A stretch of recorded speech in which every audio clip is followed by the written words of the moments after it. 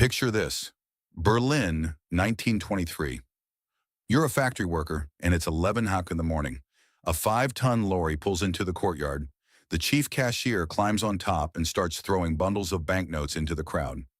You catch yours and you run, not walk, run, because your wife is already at the factory gate with a wheelbarrow.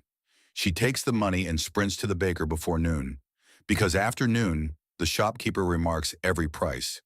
The coffee you could buy for 5,000 marks this morning costs 14,000 marks by noon. The newspaper that cost 50,000 marks at breakfast costs 100,000 by evening. A Berlin journalist named Friedrich Kroner documented it in real time. The banknote, still moist from the printer, paid out as a weekly wage, shrinks in value on the way to the grocer's shop. You had to move faster than the printing press.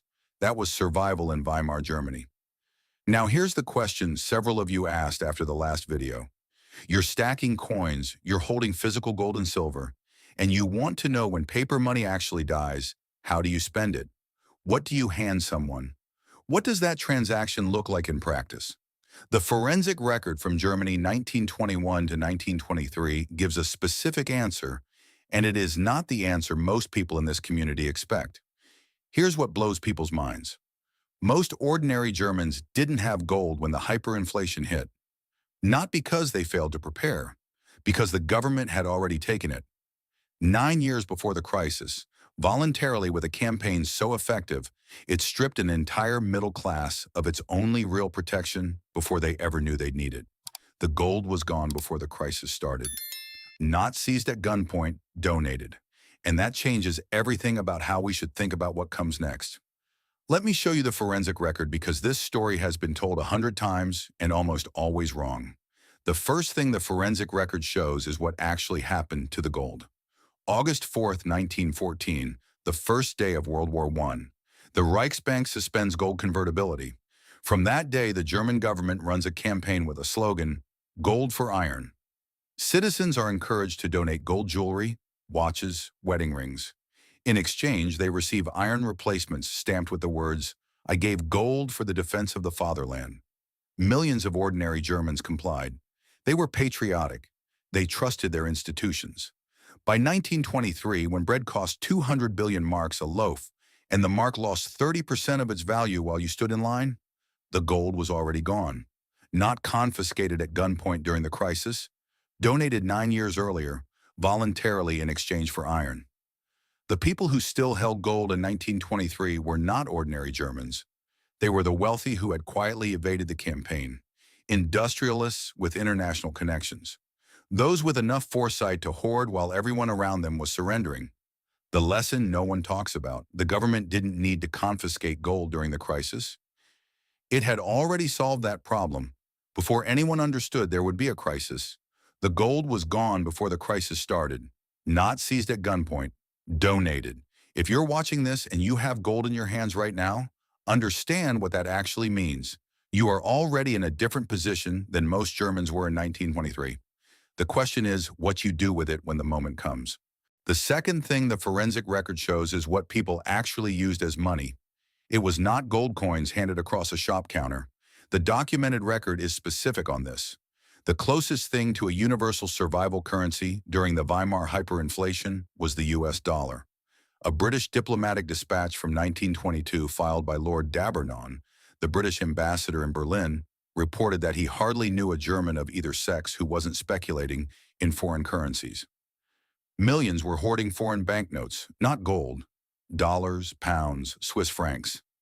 Stefan Zweig, the Austrian writer who lived through it, put it directly. Whoever had foreign currency to exchange did so from hour to hour. Ernest Hemingway filed dispatches from Kiel, Germany for the Toronto Star in September 1922. He crossed the Rhine from France with 10 francs, 90 cents in Canadian money. He and his wife spent the day heavily. At the end of it, they had 120 marks left over. The bakery he visited was constantly swamped with Frenchmen crossing from France to exploit the exchange rate. That was one side. Now the other. Hemingway also documented what happened to Germans without foreign currency. He bought 5 apples and paid with a 50-mark note. The woman gave back 38 marks in change, 12 marks for 5 apples, less than 2 cents in real money.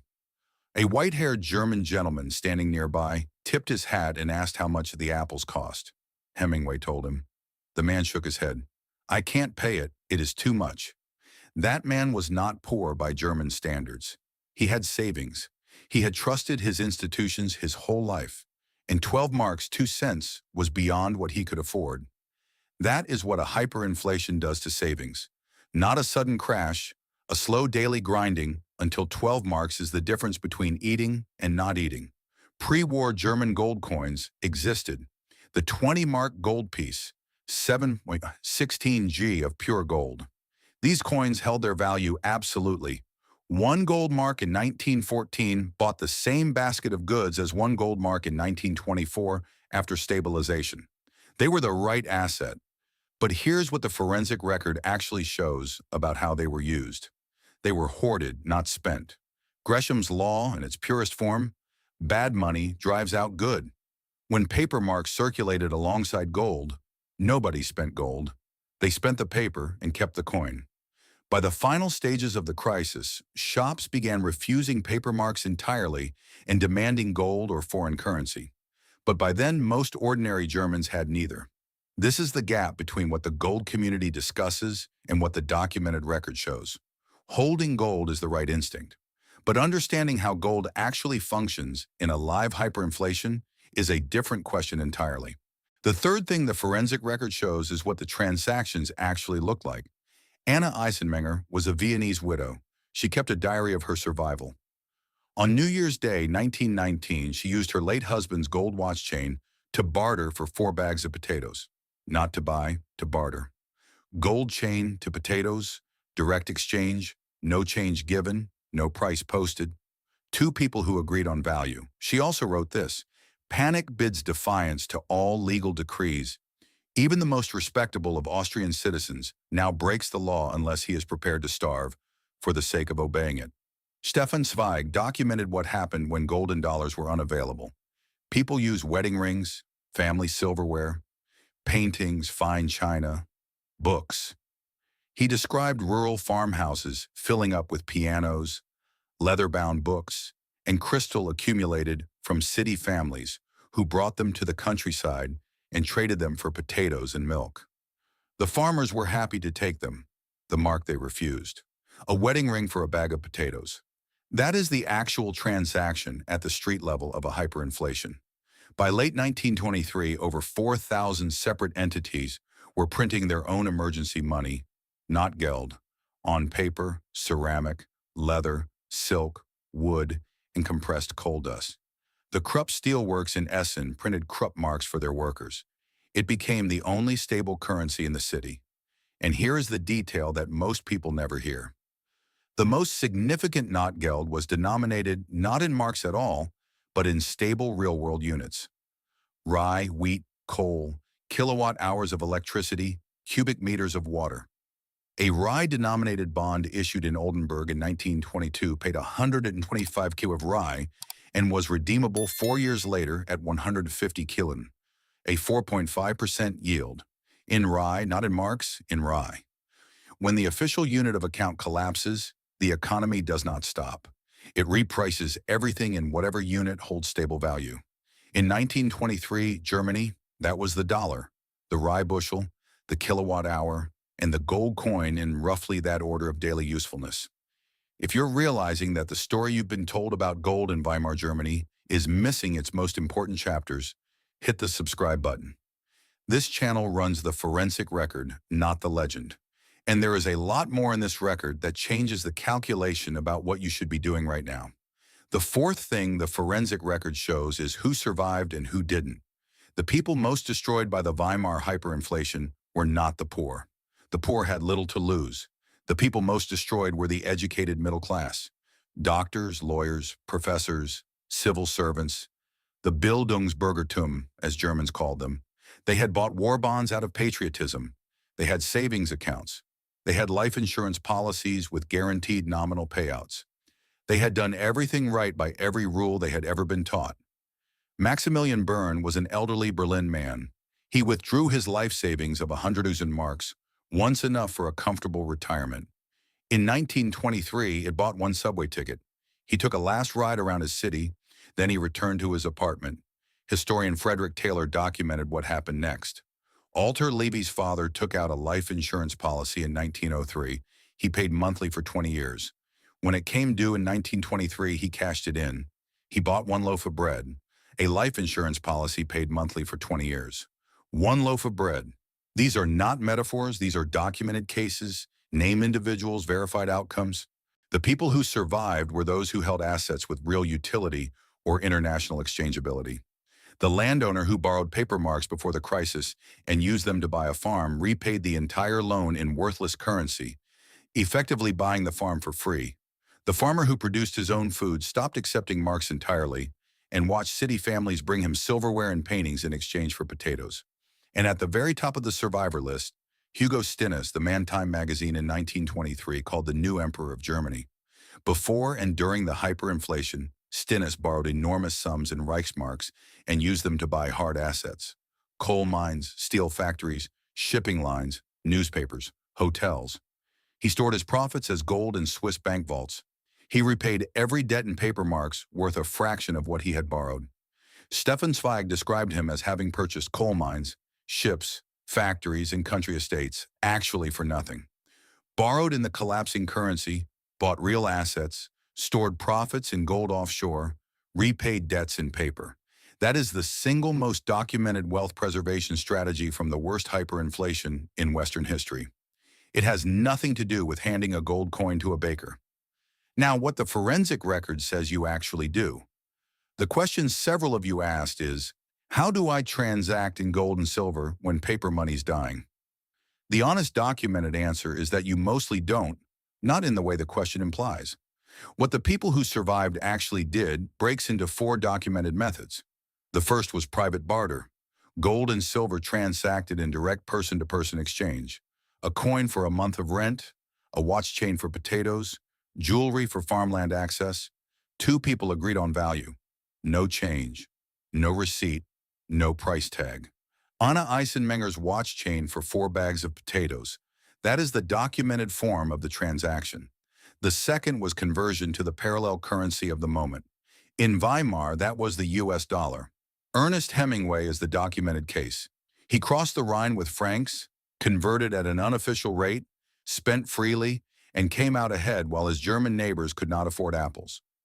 In every documented hyperinflation, one foreign currency becomes the functional unit of account before the official currency fully fails. Gold holders who understood this converted their gold to that currency at unofficial exchange, points then transacted in dollars. The third was commodity indexing. You stopped pricing anything in the collapsing currency. You priced it in rye and coal, in kilowatt hours. The Krupp workers paid in Krupp marks convertible to food. The Oldenburg bonds denominated in rye bushels. When the unit of account breaks down, commerce reorganizes around whatever unit holds stable value. The people who understood this priced their assets in stable units before they needed to. The fourth was speed. Sebastian Hafner, who was a boy in Berlin in 1923, described his father's payday ritual in his memoir. Receive the salary, immediately buy a monthly transit pass, haircuts, then convert whatever remained into dry goods before the next pay period. You did not hold paper overnight. You treated every payment as a token to be immediately converted into something real. The people who thought of wages as savings were destroyed.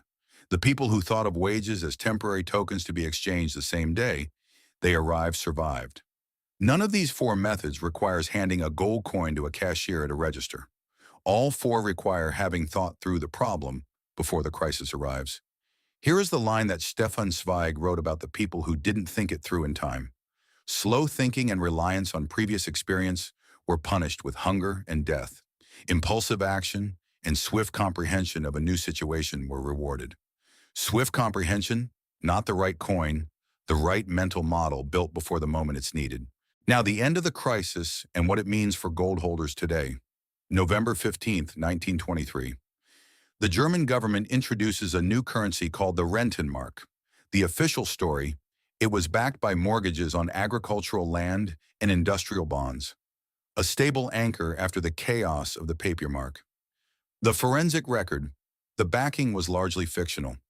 Hjalmar Schacht, The man credited with the stabilization later admitted he found it hard to believe anyone felt reassured knowing their currency was theoretically convertible into some remote woodland in Thuringia. The Rentenmark was not even legal tender, just a legal means of payment. And yet, prices stabilized within days. Schacht ran the stabilization from a broom closet that still smelled of floor cloths. His secretary described his daily routine. He sat in his dark room and smoked. He telephoned a great deal. What he actually did was enforce one rule absolutely. The Rentenmark supply was capped. The government would no longer receive unlimited credit from the printing press. That single commitment, credibly enforced, was enough. The crisis that took 2 years to build collapsed in 2 weeks. Rudolf Havenstein, the Reichsbank president who had boasted in August 1923 that the bank was issuing 20,000 billion new marks daily and planned to double it, died of a heart attack on November 20th, 1923, the same day Schacht stabilized the currency. The man who killed the mark died the day it was buried. And here is what this means for the gold holders watching this video. The gold that was still in private hands on November 15th, 1923, not donated to the iron campaign, not spent on food during the crisis, not surrendered at a black market rate out of desperation, was suddenly denominated in Rentenmarks at the pre-war gold parity. 1 gold mark in 1914 equaled 1 gold mark in 1924. The people who held physical gold through the entire disaster came out the other side with their purchasing power intact. The people who spent their gold during the crisis got food. That was the right call for survival. But the people who held through the crisis and survived on barter, on dollars, on speed, they came out whole. Both were right. That is the honest answer the forensic record gives. Now, the question this entire video has been building toward. The U.S. debt to GDP ratio stood at 32% during the 1970s. It stands at 121% today. The Federal Reserve's balance sheet went from $4.2 trillion to $9 trillion between 2020 and 2022. M2 money supply jumped 25% in 2020 alone, the largest single-year expansion in American history. Central banks globally bought more than 1,000 tons of gold in 2022, more than 1,000 in 2023, more than 1,000 in 2024. 3 consecutive years above 1,000 tons, double the prior decade's average. These are not the actions of institutions that are confident in the long-term stability of paper currency. These are the actions of institutions hedging against a scenario they are not discussing publicly. The forensic record from Germany 1914 to 1923 gives you one framework for reading those actions. The gold was gone from ordinary hands before the crisis because ordinary people trusted institutions that were quietly preparing for something different. The people who came through were those who had already acted on what the evidence showed before the moment of crisis made acting clearly impossible. The German middle class trusted their institutions. They gave their gold for iron.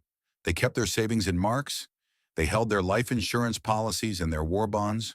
A life insurance policy paid monthly for 20 years bought 1 loaf of bread. The forensic record of what happened to the people who trusted institutions and what happened to the people who trusted gold is specific, documented, and 100 years old. The question is not whether you've heard of Weimar Germany. The question is whether you've read the actual autopsy. Several of you asked in the comments what happened to the people who held gold through the stabilization, how they fared as Germany rebuilt in the years that followed. The documented record on that transition is specific and more than a little surprising. If this deep dive into the forensic record has changed the way you look at the currency in your pocket and the gold in your vault, please subscribe and like this video. We are dedicated to uncovering the history they tried to bury. Protect your future by understanding the past. The next chapter of this investigation will be open soon.